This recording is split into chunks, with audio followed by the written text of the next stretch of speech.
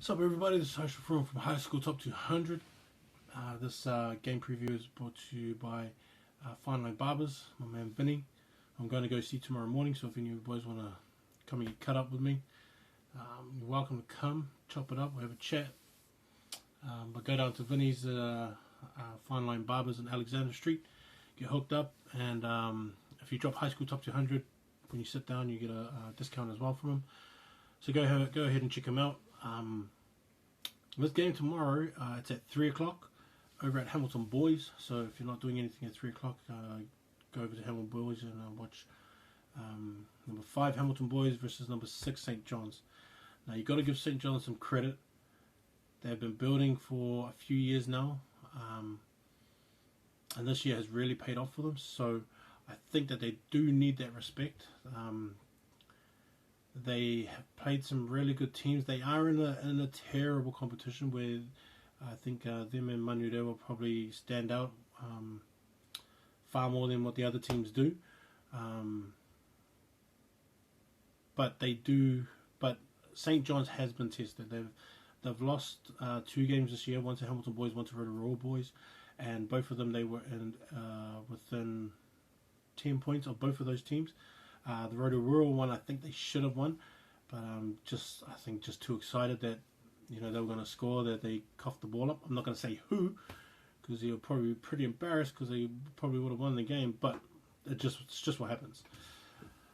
So the way that I see this is that it's going to be close. I don't think that Hamilton Boys are going to blow them out.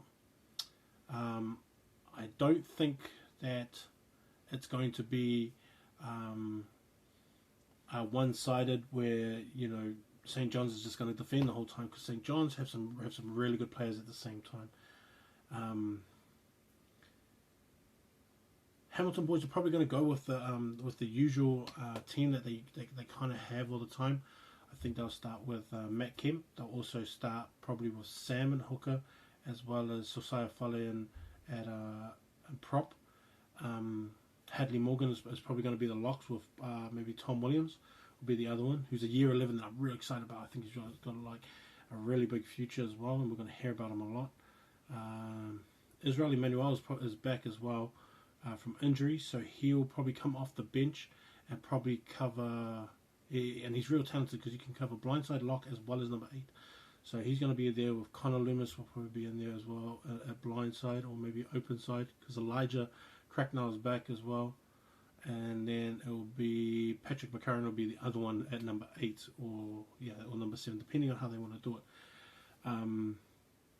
They will have Xavier Rose is a lock-in.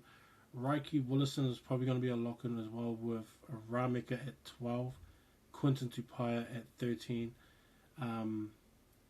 If Morgan Harper plays, which I'm not sure, depending on what his league commitments are, but if he does play, he'll probably be on the wing with Kieran Lee, and then Josh Morby was the other one that has really played a mean couple of last games that he's had. He's really played good. So that's kind of the usual team anyway, and then Charlie Lawrence, depending if he's injured or not, comes in at maybe second 5 off the bench or centre off the bench, and then they kind of move a couple of pieces around. That's kind of their set core group all the time. One thing I'm not sure of is that because they played Hastings on Saturday, they're playing tomorrow on a Tuesday against St. John's, and then on Saturday they play New Plymouth Boys. I don't know how the coaches are going to start sort of rotating and resting those players. They might bring a couple up from maybe the second 15 to come and cover, and maybe give some boys some rest and things like that. But the question is, what guys do you rest, and on what games are you going to rest them on? Because you can't really take a rest on all these 3 games, because they're just so hard, they're so good. They got beat up by Hastings Boys, and if someone's got the tape, please send me some of the game from last week. I really want to see what happened, and sort of do my own homework on it, as well as they've lost to New Plymouth Boys already. So you got to kind of pick out who are you going to rest, who you're going to rest, on what games you're going to rest them on, and then for how long, and then who you're going to rotate. Things like that you have to think about. But that's 3 hard games. But the thing is that if they lose these games, then that's pretty much their trail to the top 4 is over. So the boys are just going to have to stick it out. Yes, that's how I feel. Like the best guys have to stick it out. Time management is going to be a big key, but that's on the coaches. So that's for them to figure out. With St. John's, it's going to be it's probably going to be the same, and so Josh Cohu will be there in the prop, as well as Liam Black. Liam Black will be at hooker. Brooklyn, Toya will probably be the other prop as well. They still have Joseph, but I think Joseph might be injured. Josh Burgess and Sam are going to be in the locks. You've got to watch out for Josh Cohu. He is a runner. He may not look like a runner, and he may not look mobile, but you better tackle him because he'll make another 15 meters when he breaks that first tackle. So don't sleep on him and think that he's like this useless big fellow, because he's not. He'll smash you by cleaning you out, and then he'll also run the ball on you and gain another 15 meters. The loose trio is the one that I like for St. John's, because they're going to have R. Kelly will probably and most likely be at open side. Shamar Solomon will probably be on the blind side, and then on the number 8 there will be Setufano Leovasa will be on at number 8. All three guys are guys that you just can't lay off on. They're not all big. Shamar and Setufano are big fellas, big runners, carry a couple of guys, and then they grind out as well. R. Kelly Rush is a workhorse. He kind of reminds me of Isaac Luke, really short, real muscly kind of fella, and you think you can bowl him over, but he'll tackle you. He'll tackle everybody. He's just that tough. That's just how he is. And then because he's so fit and fast, he just never gives up. He's just all day. So that's going to be something that they're going to have to think about. Liam Fabling was probably going to be the first 5, and he's a year 12 first 5 that you should look out for next year. He is good this year. I think that there's just too many first 5s in this region for him to get noticed, but look out for him next year. He's sharp, real sharp. Leroy Niels and Narco Markroft will be the second 5 and centre, and you can't let Markroft go.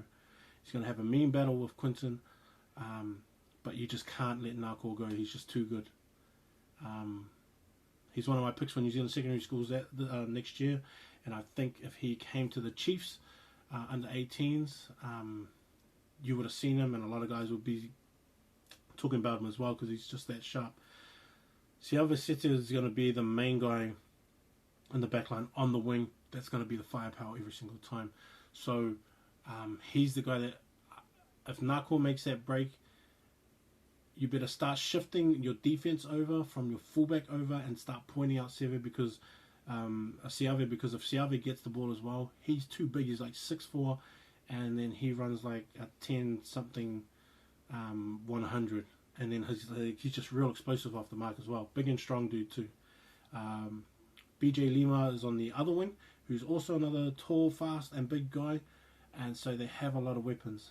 Jomar will be at fullback, and he is not a guy that you want to give too much space to at the end of your kicks, because if you give him too much field to work with, if you don't close down on him, and then you've got two wingers like BJ and also Siave, you're just creating too much problems for yourself and unnecessary work.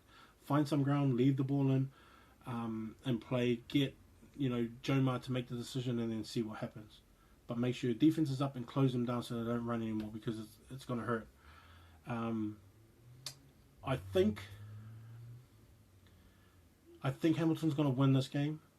I'm picking within about 7. But if St. John's wins, it's not a surprise. It's really not going to be a surprise. So I am picking Hamilton boys, but if St. John's wins, it's just going to be like, well, I didn't think that, it could have went either way. But I'm picking Hamilton boys because I'm not sitting on the fence for, I always make a prediction about stuff, so I don't sit on the fence. So that's who I'm picking as Hamilton boys. Just based on tradition, guys know how to win. Boys know the attitude of winning, and then how to get themselves out of games most of the time. Obviously, last week is just one of those games, but if you played Hastings, you would understand why they lost by so much. 3 o'clock, Hamilton boys, number 5 versus number 6, and this is going to be a massive game. Alright, so go check it out. That's me. Peace.